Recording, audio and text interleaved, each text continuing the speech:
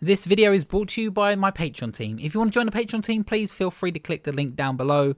And I just want to say thank you for everyone who's joined the Patreon. It's been amazing and I love you all. I'm sorry I'm rubbish at Patreon, but your support really does help and I love you all. So please just enjoy the video. If you do not want to join, that's totally fine. I love you too. One of the biggest challenges I faced growing up wasn't the battle of bullies or gender dysphoria somehow making its way into my day-to-day, but instead it was dyslexia. Let's go! Video games for me have acted and created a sense of escapism that I could guarantee an escape to. If I'm feeling down, then I have a choice to throw on a feel-good game like Mario and enjoy its universe, puzzles and characters completely carefree. Or if I'm feeling alone like many of us have in 2020, I can easily put on a multiplayer game and communicate with my friends through that. Gaming through my whole life has provided freedom of choice, and there isn't a game that could satisfy whatever mood I'm feeling. But despite me having the perfect form of escapism through gaming, life somehow seems to seep its way through the cracks of my imagination. For example, I grew up with very fond memories of the Final Fantasy franchise as a kid, but I never personally got to experience them in the same way many others did.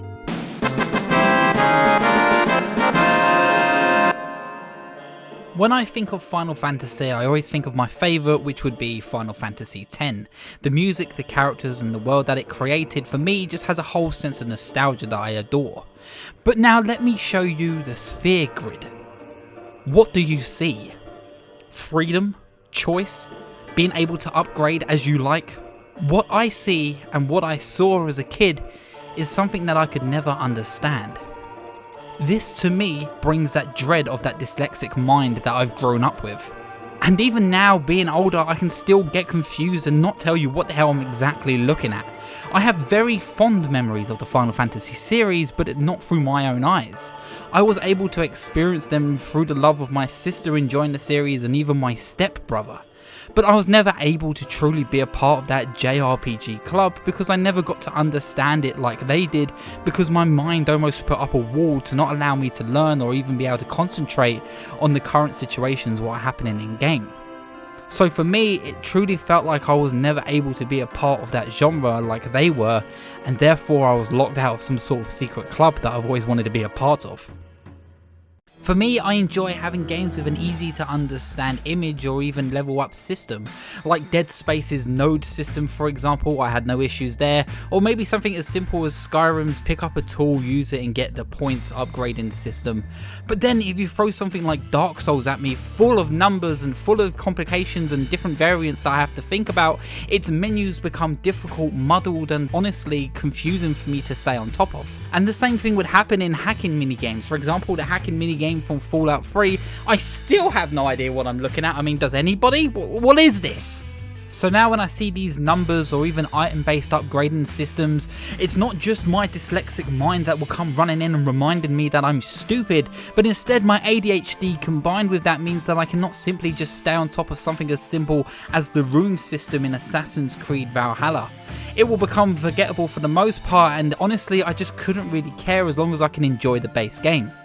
I would forget to add or even understand what items do for me, and it becomes irritating sometimes because I know that I'm not enjoying the full experience of a game that I should be. But why am I talking about this now? Well, let me ask you a simple question. Subs or dubs? If you had a choice to watch an anime or a foreign film, what would you choose to get the full experience? I don't get to enjoy that choice. I would much rather watch a great film with subs only, but then my dyslexia and ADHD comes running in back into my life and reminds me why I generally find it hard to watch films like Akira or animes like Dragon Ball Z in full Japanese, because I am faced with three difficult challenges. Problem one that I often face is reading a coherent sentence and making it hit the right emotions as it should without over frustrating or overthinking things. Problem 2 is following the dialogue in the same pace as the film and generally trying to feel connected to the moment. And lastly, my ADHD urging me to dart across every single detailed scene, so I make sure I don't want to miss anything on screen. But with that combined with me trying to read all the words and along with keeping up with what's going on, Films with subs often become complicated for me to enjoy, and that really annoys me because I have so much respect and I really genuinely want to enjoy this film or even get connected to these characters. But how does this translate into gaming? My best example of this is with the Yakuza series. I know it's full of charm and character, and lucky enough it shows it through the animations. But I honestly couldn't keep up with the story, and I truly become so annoyed with overreading every line.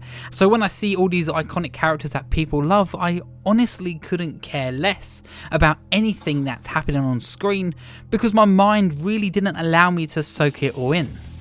Yakuza is known for its intense characters and incredible cutscenes, but for me I want to focus on all these cutscenes and look at the characters' emotions, but at the same time I'm forced to keep up with the subtitles that are going at their own speed. I can be a fast reader if I want to be, and of course small moments of dialogue is totally fine with me, but over time when I have to think about situations, emotions, plot lines and even side plot lines that are going on within games, it's hard to put it all together when it's all written down in words, especially when my dyslexic brain doesn't want to put all those words together and create a coherent story like the developers intended.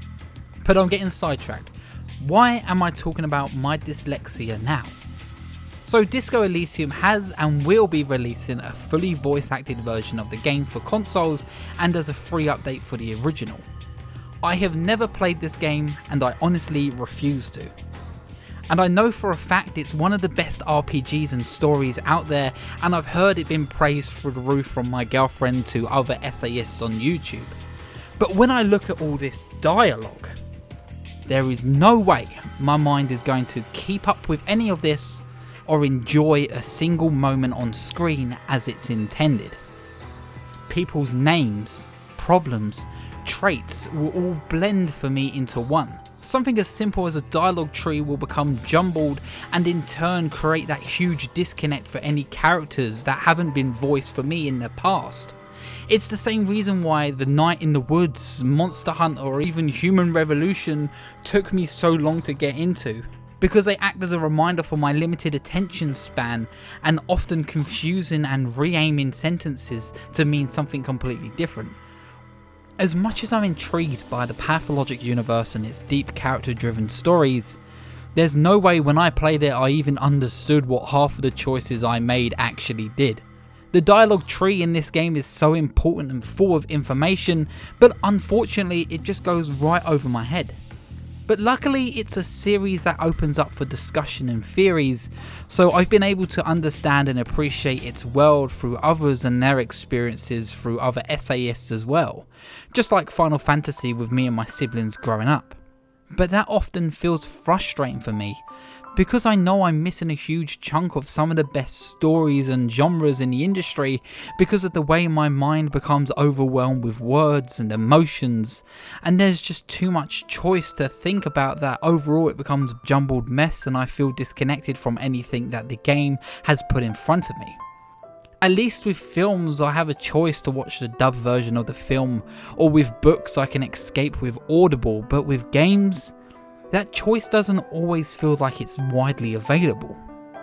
So when I heard that Disco Elysium is creating this new version that people can enjoy like myself, I became ecstatic. Because for once I was finally able to be a part of that club that I've always wanted to interact with. And even then it isn't all that bad. There's definitely a silver lining to the way that my mind works when playing video games. Because I have these games that are full of choices and branching dialogues and things that I may have missed the first time round, it allows me to come back to games like Final Fantasy and uncover new parts of the stories that I missed, or even hidden themes and undertones that my ADHD messed up head didn't allow me to pay attention to the first time around. Therefore I'm able to play games more than once because I'm able to discover something that I love about it all over again. And that's where my fascination for environmental themes and storytelling comes from. I've always been able to really escape into a visual story a game can offer to you as the player. Something as simple as a skeleton sitting on a chair or a building burned to the ground, I've always learned to appreciate, look into these details and drift off into my own stories on what happened to these people and why this building is like that.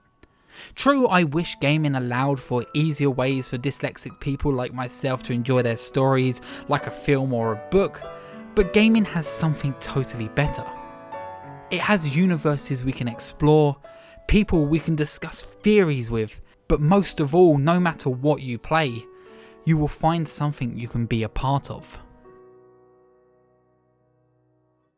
And that's encouraging, especially for someone like me in high school who grew up being told by teachers that I wasn't able to be taken care of unless I took medication, or the fact that my dyslexia got in the way of me doing exams and taking English and maths seriously.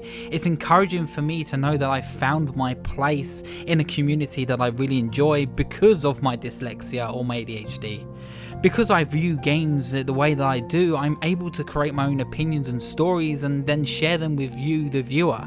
Instead of sitting in my room complaining, I open these ideas and tantrums that I go into, and instead of once dreaming that I was part of a club or part of something that people enjoyed, I instead decided to create my own, where my dyslexic and ADHD riddled brain can't get in the way anymore, but only acting as an asset to help me find the ways that I talk about the subjects that I do on this channel.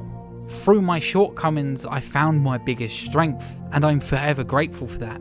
So if you have dyslexia or an ADHD and you've had these similar thoughts, maybe take a moment and think about that. Think about what your strengths are with that and play on them, because it could honestly be your biggest strength as well. I mean what I said, and I just took a moment to think about it. When I heard the news about Disco Elysium, I was genuinely excited, because it felt like there was a step in the right direction and a chance for me to be able to enjoy something that I've heard so much great things about, and so I'm excited to eventually dive into that. I hope if obviously you or someone like me who missed out on that, I hope you're able to enjoy it as well, as much as I surely will. This video meant a lot to speak about, and I felt like it was only fitting to put it near the end of 2020, because this year has just been filled with me growing into this person that I've become today, and it's made me really learn what it means to take advantage of the strengths of my mind. And though they are, like I said, my shortcomings, they're also my greatest asset when creating videos. I love you all. I hope you enjoyed this video. If you did, why not leave a like, subscribe for more videos like this every week, and as always, I will see you on the next checkpoints. Goodbye.